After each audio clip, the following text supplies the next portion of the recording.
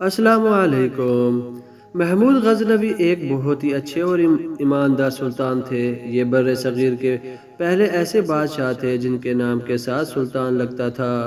یہ بادشاہت میں اپنی ایمانداری کی وجہ سے جانے جاتے تھے۔ ان کے در پر آیا ہوا کوئی بھی سوالی خالی ہاتھ گھر کبھی نہیں لوٹا۔ ان کی امانت داری کا قصہ درج ذیل ہے۔ دربار لگا ہوا تھا اور سلطان محمود غزنوی دربار میں بیٹھے ہوئے تھے۔ ایک سوالی دربار میں اپنی فریاد لے کر حاضر ہوا۔ اس نے سلطان محمود غزنوی کو سلام کیا اور اپنی فریاد سنائی۔ اس نے کہا کہ سلطان محمود غزنوی، آپ کے ہوتے ہوئے میں لٹ گیا۔ اس نے اپنا مسئلہ سنانا شروع کیا اور کہا کہ بادشاہ سلامت، میرا مسئلہ بڑا عجیب و غریب ہے۔ میں ایک نہایت ہی غریب کسان ہوں۔ میں محنت مزدوری کر کے اپنا گزارا کرتا ہوں۔ ایک دفعہ ایسا ہوا کہ مجھے کام کے سلسلے میں کہیں دور جانا پڑا، تو میں نے اپنی زندگی کی تمام جمع پونجی آپ کے ایک وزیر کو امانت کے طور پر رکھوا دی۔ میں نے ایک تھیلی اس کو اچھی طرح سے سلائی کیا اور وہ تھیلی آپ کے وزیر کو امانت رکھوا دی۔ آپ کا وزیر میرا جانے والا اور ایک اچھا دوست بھی رہا ہے۔ میں نے اس سے جاتی دفعہ فریاد کی کہ یہ میری ساری عمر کی جمع پونجی ہے، آپ مہربانی فرما کر اس کا خیال رکھیے گا۔ میں سفر سے واپس آ کر اسے واپس لے لوں گا۔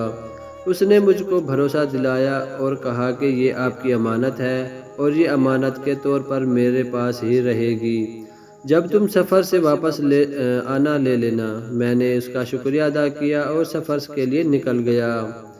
میں ٹھیک ایک ماہ بعد واپس آیا اور آ کر اسے اپنی امانت واپس لینے پہنچ گیا۔ سلام کے بعد اس نے میری امانت میرے حوالے کر دی، لیکن جب میں نے گھر آ کر اس تھیلی کو کھولا تو اس میں ہیرے جواہرات کے بجائے کھوٹے سکے موجود تھے۔ میں یہ دیکھ کر بڑا حیران اور پریشان ہوا کہ یہ ہیرے جواہرات اب کھوٹے سکے کیسے ہو سکتے ہیں۔ میں یہ بھی دیکھ کر حیران ہو گیا کہ جس طرح تھیلی میں نے سلائی کی تھی بالکل ویسی کی ویسی ہی ہے، پر اس میں کھوٹے سکے کیسے آ گئے، جبکہ میں نے تو اس میں ہیرے اور جواہرات رکھے تھے۔ اے وقت کے بادشاہ سلامت، میرے ساتھ انصاف کیجیے۔ میں بہت غریب آدمی ہوں، میرے ساری عمر کی جمع پونجی اسی تھیلی میں تھی۔ اگر مجھ کو وہ واپس نہ ملی تو میں اپنی بچیوں کی شادی نہیں کر سکتا۔ سلطان محمود غزنوی نے سارا واقعہ غور سے سنا اور اس کو بولا، جاؤ، جب تم کو بلایا جائے تو آ جانا۔ وہ آدمی چلا گیا۔ سلطان محمود غزنوی نے اپنا خنجر نکالا اور جس تخت پر بیٹھا تھا اس تخت کے گدے کو اس نے خنجر سے پھاڑ دیا اور اعلان کر دیا کہ دربار 3 دن کے لیے بند رہے گا اور اس دربار میں سوائے صفائی والے کے اور کوئی داخل نہ ہو، اور یہ اعلان کرتے ہی دربار مؤخر کر دیا۔ اب دربار میں صرف صفائی والا ہی آ سکتا تھا۔ کیا وہ صفائی کے لیے آیا تو اس نے دیکھا کہ سلطان محمود غزنوی کے تخت کا گدا پھٹا ہوا ہے۔ اس نے چیخ و پکار شروع کر دی، کیونکہ اگر وہ چپ رہتا تو سارا معاملہ اس پر آ جاتا اور اس کو دربار سے نکال دیا جاتا۔ اس کو نوکری سے بھی ہاتھ دھونے پڑتے۔ اس کی چیخ و پکار سن کر تمام وزیر بھی آ گئے۔ اس نے بادشاہ سلامت کا تخت وزیروں کو دکھایا۔ وزیروں نے یہ دیکھ کر کہا کہ اگر بادشاہ سلامت نے اپنے تخت کی یہ حالت دیکھ لی تو تمام وزیروں کو وہ دربار سے نکال دے گا۔ انہوں نے آپس میں صلاح مشورہ کیا کہ اس علاقے کے سب سے بڑے رفوگر کو بلایا جائے اور گدا اس طرح رفو کر دیا جائے کہ دیکھنے والے کو محسوس ہی نہ ہو کہ یہ گدا پہلے پھٹا ہوا تھا۔ علاقے کا سب سے ماہر رفوگر احمد نامی شخص کو بلایا گیا۔ اس نے اس مہارت سے رفو کیا کہ گدا محسوس ہی نہیں ہو رہا تھا کہ پہلے سے پھٹا ہوا تھا۔ 3 دن کے بعد دربار دوبارہ لگا۔ سلطان محمود غزنوی جب تخت پر بیٹھا تو اس نے دیکھا گدا بالکل رفو ہو چکا ہے۔ وہ محسوس ہی نہیں ہو رہا تھا کہ یہ کہاں سے پھٹا ہوا تھا۔ سلطان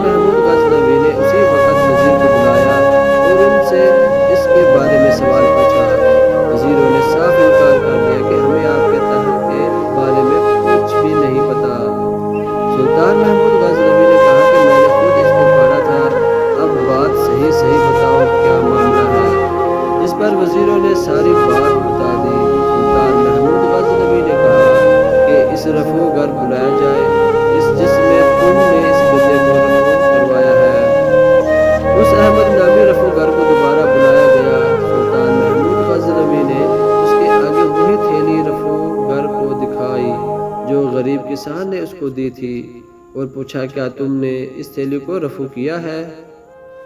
جس پر اس شخص نے ہاں میں سر ہلا دیا۔ جی بادشاہ سلامت، اس کو میں نے ہی رفع کیا ہے۔ آپ کا ایک وزیر میرے پاس یہ تھیلی لے کے آیا اور کہا کہ اس میں ہیرے جواہرات نکال کر کھوٹے سکے بھر دو، اس کو اس طرح سے رفع کرو کہ کہیں سے بھی یہ پھٹی ہوئی محسوس نہ ہو۔ اس کام کو کرنے کے لیے مجھے حصہ بھی دیا گیا تھا۔ سلطان محمود غزنوی نے کہا کہ اب تم جا سکتے ہو۔ اسی وقت آپ نے اسی وزیر کو بلایا لیا جس کے پاس کسان نے تھیلی رکھوائی تھی۔ سلطان محمود غزنوی نے اس سے تھیلی کے بارے میں دریافت کیا۔ اس نے اس تھیلی کے بارے میں بتایا کہ میرا ایک دوست میرے پاس یہ امانت کے طور پر رکھا گیا تھا اور میں نے وہی امانت اس کو واپس کر دی، لیکن یہ نہ تو کہیں سے بھی پھٹی ہوئی تھی اور نہ ہی میں نے اس کو کھول کر دیکھا ہے کہ اس میں کیا ہے۔ میں نے ویسے کی ویسے ہی امانت اس کو واپس کر دی۔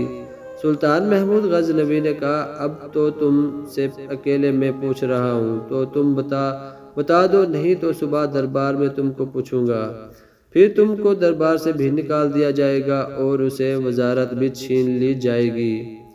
وہ وزیر اپنی بات پر ڈٹا رہا۔ صبح دربار لگا اور آپ نے کسان کو بلاوا بھیجا۔ آپ نے رفوگر کو بھی بلا لیا۔ یہ دیکھ کر وزیر کے اوسان خطا ہو گئے۔ پھر رفوگر نے ساری حقیقت دربار کے سامنے بیان کر دی۔ وزیر کو مجبوراً وہی ہیرے جواہرات کسان کو واپس دینے پڑے۔ آپ نے اسی وقت اس سے وزارت چھین لی اور اس کو دربار سے بھی نکال دیا۔ کسان آپ کے اس انصاف پر بڑا خوش ہوا۔ یہ وہی وزیر تھا، جب اس کے پاس وزارت ہوتی تھی تو گلی محلوں سے گزرتا لوگ اس کی عزت کرتے، اس کو جھک کر سلام کرتے، لیکن جب اس کی وزارت چھین لی گئی جو لوگ اس کو نفرت کی نگاہ سے دیکھنے لگ پڑے۔ اب یہاں سے گزرتا لوگ اس کو چور چور کے نام سے پکارتے تھے۔ یہ بات یاد رکھے، عزت دینے والا بھی اوپر والا ہے اور عزت لینے والا بھی اوپر والا ہے۔ لالچ میں آنے کی بجائے جو کچھ آپ کے پاس ہے، اگر اس پر آپ خوش رہیں گے تو آپ عزت دار ہیں۔ عزت دار رہنے کے لیے ضروری ہے کہ سچائی کا دامن ہمیشہ تھام کے رکھیں، خوش رہیں اور خوش رہنے دیں۔ دوستو، اگر یہ میری ویڈیو آپ کو اچھی لگی ہے تو ویڈیو کو لائک کیجئے، چینل کو سبسکرائب کیجئے۔ ملتے ہیں کسی نئی اچھی ویڈیو میں، تب تک کے لیے اللہ حافظ۔